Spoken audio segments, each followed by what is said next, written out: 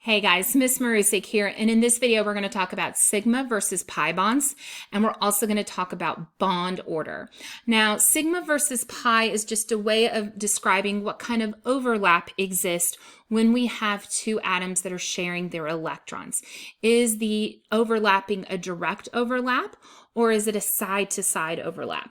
So first off, for sigma bonds, and this is the Greek symbol that's representative of sigma, sigma represents the first bond that forms between two elements. So for a single bond, this is the only type of overlap that we have.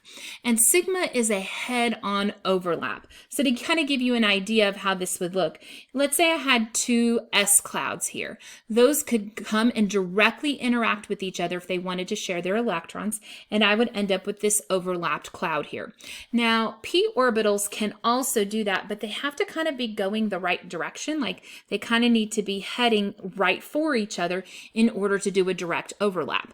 So not always is that possible with our p orbitals, because remember, our p orbitals kind of exist in several different axes, and so that kind of restricts sometimes how they're able to overlap after the first bond has already formed. So our next bonds that would form would be what are called a pi bond. So these are any subsequent bonds that form from overlapping orbitals. So once the first bond, the sigma bond, has formed, any later bonds that form in that same location will be considered to be pi bonds. Now, pi bonds have the electron density off to the side. So what that means here is when we have these hourglass shapes, the nuclei can't get close enough for these to be able to do a direct overlap. And so instead, they kind of share their electrons off to the side here. So you notice here are two nuclei for this particular bond, yet the electron cloud are going to be shared kind of on the side here. Notice it's on both top and bottom for that one bond. So to kind of see this in action on an actual structure, here's an example of ethene, C2H4. Now, we have 1, 2, 3, 4 single bonds here that are all carbon to hydrogen, and each of those is going to be a sigma bond. So you notice those sigma bonds in these 4 locations here. However, when I get to this double bond here, what happens is the first bond that forms can do an direct overlap. It can do a sigma bond. However, the second bond that forms, no longer is that direct overlap an option. The axes don't allow that to be able to occur. And so I would have had my hourglass clouds here that couldn't overact. And so what they do is they do a pi overlap from side to side. Okay, so again, it's on both sides for that one bond, which is kind of weird to see. Now I have some models that kind of show this, so I want to kind of show you what these models look like. First off, here is ethane, C2H6, so we see that single bond there in the middle. And so when I'm doing this with a direct overlap, this particular model kit shows those clouds overlapping. So here are my sigma bonds that are overlapping directly. Okay. However, let's say now I go to this ethene where I have the double bond. So as a molecule, it might look something like this, where again, I have the double bond here where those two electron pairs are being shared. However, on my other molecule kit where I actually show you what some of these clouds look like, what happens on this one is I see those same sigma direct overlaps that I had before, but now I had an hourglass on both of these that needed to overlap. And so what they do is they overlap side to side. So again, here's my sigma bond, the first single bond that forms, and then the next bond, the second bond of the double bond, the pi bond, is this side to side here. So again, it's on both top and bottom. Now, I will tell you this, there's one other structure that you could build upon here. Past ethene is a structure called ethyne. Ethyne has a triple bond between the carbons and only has one hydrogen coming off of either side. So it's a C2H2. So you can see the triple bond there in the middle. Now here's where things get really crazy, okay? You're like, oh my gosh, Marusik, this is like the craziest looking structure ever, right? So here's my single bond. This is my sigma. So that's the first bond that forms. But then I also have the second and the third bond that forms. So I have, remember, a triple bond. So the second bond that forms does one side-to-side overlap. And then the third bond does another side-to-side overlap. So this molecule here is showing the triple bond that exists between those carbons. But remember, only one of those overlaps is direct. The other two overlaps exist side to side. Now, this has really big implications when we talk about organic chemistry, and I'm going to explain why here in just a minute. So we see this lovely chart here. And we notice first off, it starts off by saying that a single bond is one sigma bond. A double bond is a sigma and a pi bond. So one direct overlap, one side-to-side overlap. A triple bond would be a sigma and 2 pi. So again, one direct overlap, two that are side-to-side overlaps. Now, this is the one that makes a big difference when we talk about organic chemistry, this idea of free rotation. With a single bond, what happens is that this molecule can twirl. And so the position of those hydrogens can move around. Now, obviously, if it's all hydrogens, that doesn't really matter. But honestly, if you had something else at these, it really wouldn't matter either. I'll show you what I mean by that here in just a minute. But once I get to a double or a triple bond and I get those pi overlaps on the side, that restricts our ability to twirl that molecule. So all of a sudden, this molecule is locked in place. I can't change the positions of where those peripheral atoms are at.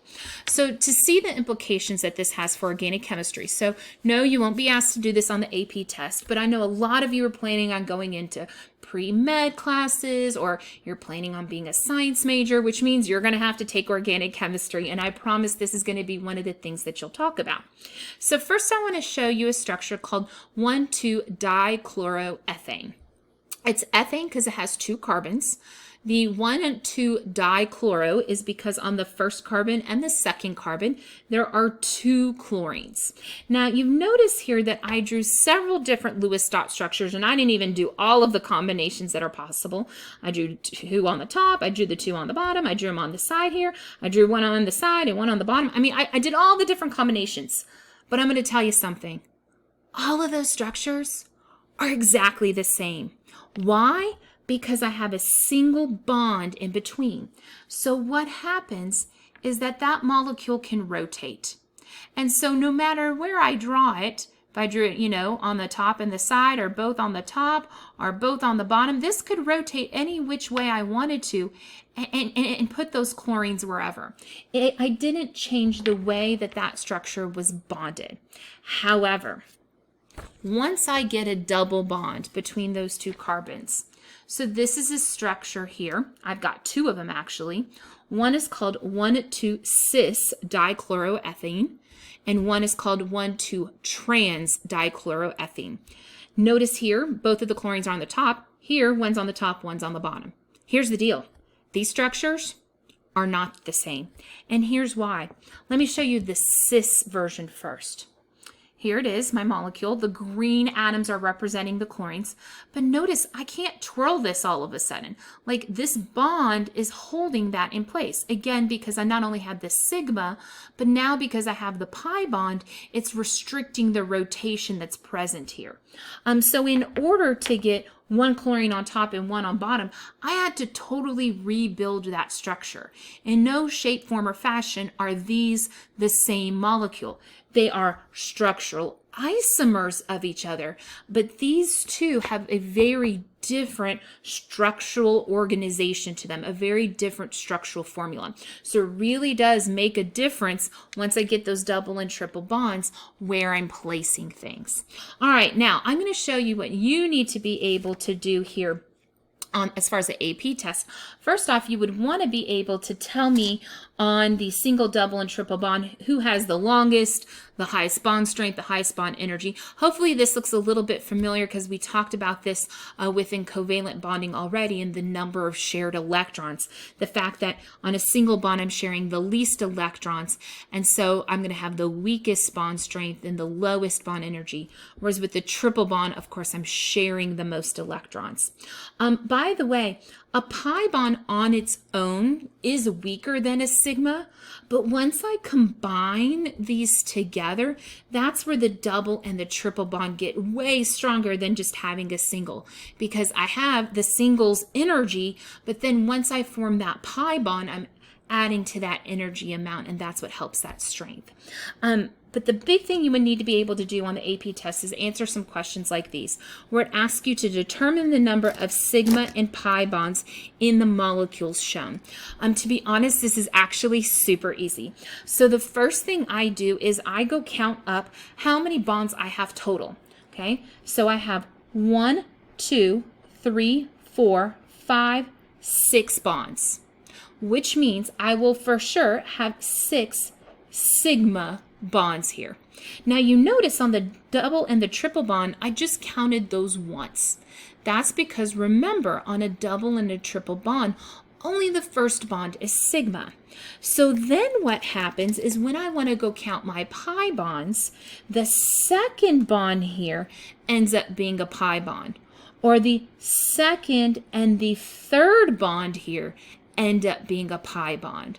So grand total, I have 3 pi bonds from this structure. So again, the double bond is a sigma and a pi. The triple bond is a sigma with 2 pi's.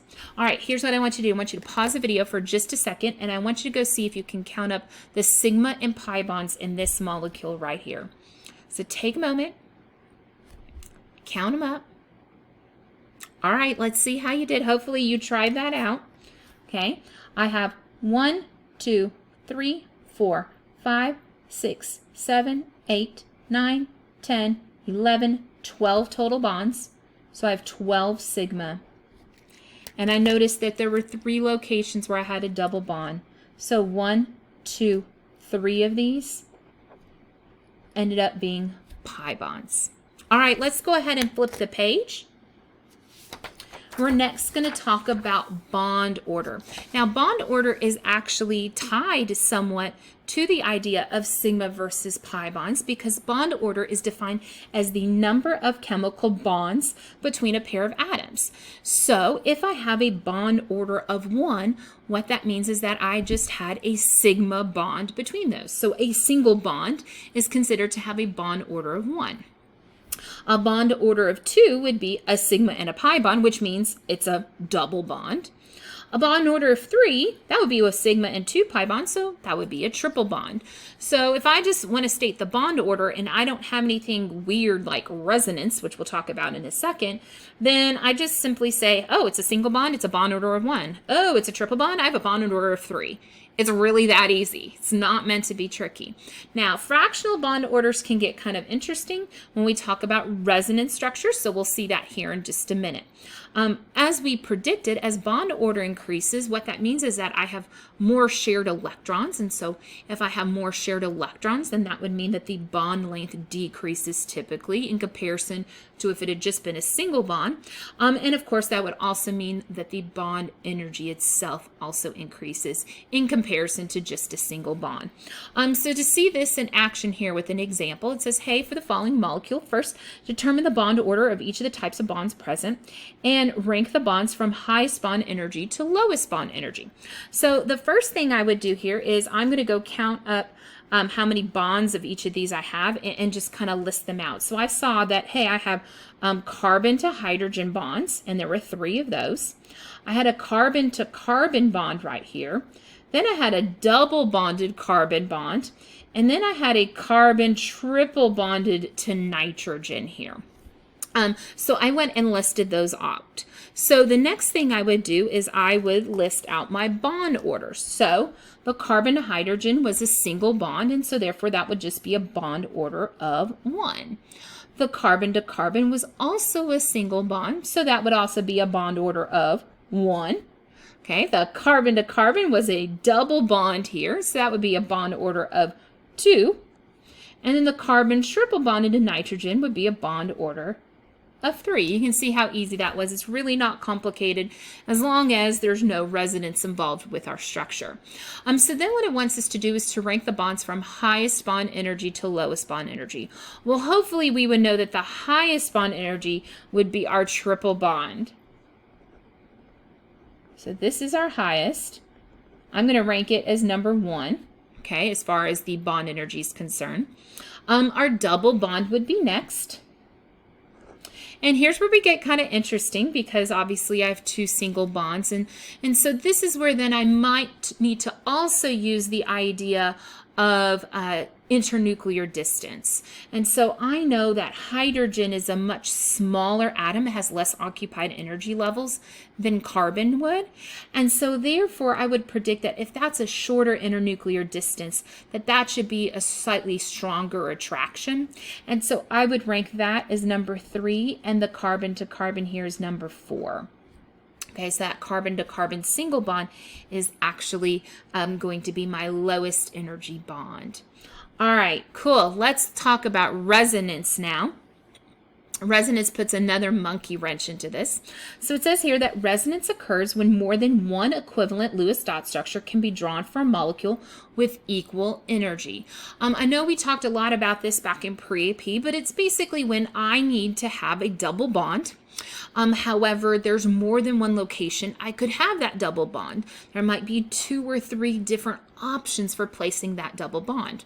And in reality, what happens is that the actual structure is described as a blend or average of the resonance structures. So even though I might be drawing the molecule in 2 different ways or 3 different ways, the true molecule is actually a blend of those 3. And so what we say is that the shared electrons, the ones that are making that double bond, are delocalized. They're spread out. So they're really kind of shared amongst all the spots that are resonating together. So for example here, I drew acetate ion. You notice first off, I do want to mention that it has a order to this that kind of helps us know something about the structure. You notice they did CH3, so that indicates that we have a carbon with 3 hydrogens coming off of it. And then they put CO2, so they put the C with the 2 O's to show that those are both on the oxygen. I know a lot of you are used to seeing acetate written as C2H3O2 -1, where it's kind of all combined. But sometimes in organic chemistry, they'll write molecules like this in an order that helps us figure out what that structure would look like. And so that's what they've done here. And so I can see that there were 2 options for the acetate ion. I could have had the double bond here on this oxygen on the top of the structure, or I could have had the double bond on the oxygen on the side here. So in reality, that double bond, that pi bond that's existing here and here, is actually shared equally amongst the 2 locations. The sigma, the first bond, is stuck in that spot, but that second bond is really shared equally. And so what it wants us to do then is to determine the bond order of each of the different types of bonds in the acetate ion. So to start us off here, let's talk about the H to C. Well, all the H to C's, those are just single bonds here. And so those would have a bond order of 1. The carbon to carbon is also a single bond in both locations. So that would also be a bond order of 1. So those are the easy ones. Here's where it gets a little tricky. Okay, I have this carbon bonded to oxygen, but I notice that it resonates between those 2 locations. So really what I have are 3 bonds that are shared over 2 locations. Now, when that happens, that 3/2, I would translate that to a fraction of 1.5. So what that means is that the carbon to oxygen bond actually kind of has a bond and a half at each position. There's a bond and a half here and a bond and a half here. So those 3 bonds are shared amongst those 2 placements. All right, here's what I want y'all to do. I want y'all to take a moment and try out this next one. It says, hey, draw all the possible resonance structures for the nitrate ion. Determine the bond order of the bonds around the nitrate ion. So take just a moment, pause the video, and go see if you can try these out. All right, did you pause it? Did you go try out drawing nitrate? Did you at least draw it? Hopefully you at least drew it, right? So let me talk about the drawing first, at least. Hopefully you figured out that nitrate ion should look something like this, okay? I've got a double bond that could be on this side, on the bottom, or over here on this side. Now, there's only one type of bond in nitrate. I just have nitrogen to oxygen. And I see there's 3 positions for this, but there were 4 bonds that could be shared amongst those 3 positions. Really, that pi bond that is kind of all present at 3 of those is really divided amongst the 3 locations. And so what that means is that we get a bond order of 1 1/3 here. There's a bond and a third here, a bond and a third here, and a bond and a third there. Again, that pi bond, that double bond, that second bond in there is shared equally amongst the 3 spots. All right, hopefully we're feeling a little bit better about sigma versus pi bonds, as well as about bond order. Remember, if we have a resonance structure, that bond order can be fractional, and so that kind of throws us off a little bit. If you have any questions or need any help, please feel free to email me. Bye, guys.